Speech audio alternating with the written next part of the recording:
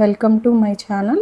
ఈరోజు ఎంతో టేస్టీగా ఉండే పెసరట్టు క్వాంటిటీస్ ఎలా చేసుకోవాలో మీకు చూపిస్తాను. ఇవి క్వాంటిటీలో చేసుకుంటే మాత్రం మీరు ఎంత పల్చగా వేసినా అలాగే వస్తాయి అన్నమాట. ఫస్ట్ ఒక పెద్ద మంచినీళ్ళ గ్లాసు పెసలు తీసుకున్నాను. ఇవి ఒక బౌల్లోకి వేసుకున్నాను. దీంట్లోకి ఒక చిన్న కాఫీ గ్లాస్ అంతా బియ్యం వేసుకోవాలి. క్వాంటిటీలో చెప్పాలంటే ఒక గుప్పెడు అన్నమాట.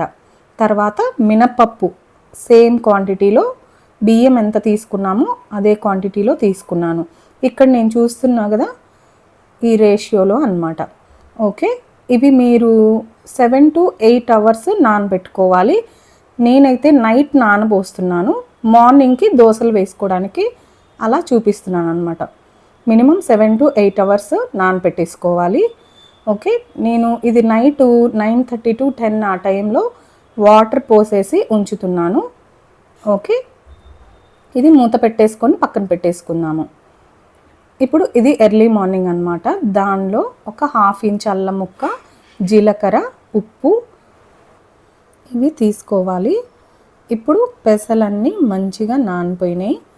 ఇవి 2 నుండి 3 సార్లు మంచిగా కడుక్కొని నీళ్ళన్నీ వార్చేసి ఉంచుకోవాలి. ఇప్పుడు ఈ పెసల్లో మొత్తం మిక్సీ పట్టుకుంటున్నాం. కొంతమంది గ్రైండర్ కూడా చేసుకుంటారు. నేను కొంచెం క్వాంటిటీ కాబట్టి మిక్సీ పడుతున్నాను. మిక్సీలోకి పెసలు, మనం ఇంత తీసుకున్నాం కదా, అల్లం, జీలకర్ర, ఉప్పు ఇవన్నీ కూడా వేయాలన్నమాట. అల్లము చిన్న చిన్న ముక్కలుగా చేసి వేసుకోవాలి. ఇదంతా మంచిగా మెత్తగా పట్టుకోవాలన్నమాట. ఒకటేసారి వాటర్ పోయకూడదు, కొంచెం కొంచెం వాటర్ వేసుకుంటూ మెత్తగా మిక్సీ పట్టుకోవాలి. ఇక్కడ చూపిస్తున్నా కదా, ఇలా మెత్తగా రావాలన్నమాట. ఇది గిన్నెలోకి మార్చేసుకున్నాను.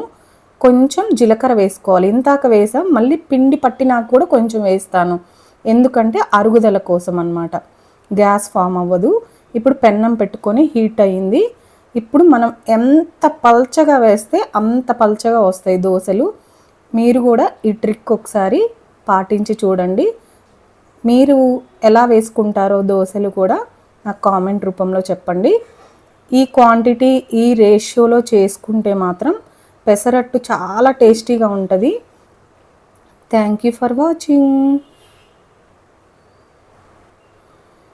చూసారు కదా, ఇలాగే 2 వైపులా ఎర్రగా కాల్చుకొని తీసుకోవడమే. చాలా టేస్టీగా ఉంది కదా.